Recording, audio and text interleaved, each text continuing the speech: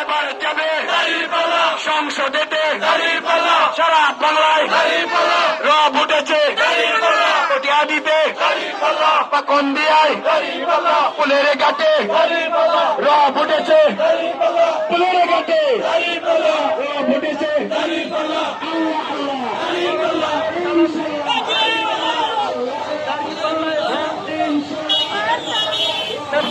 বলে যায় দাঁড়িপাল্লায় ভোট চাই।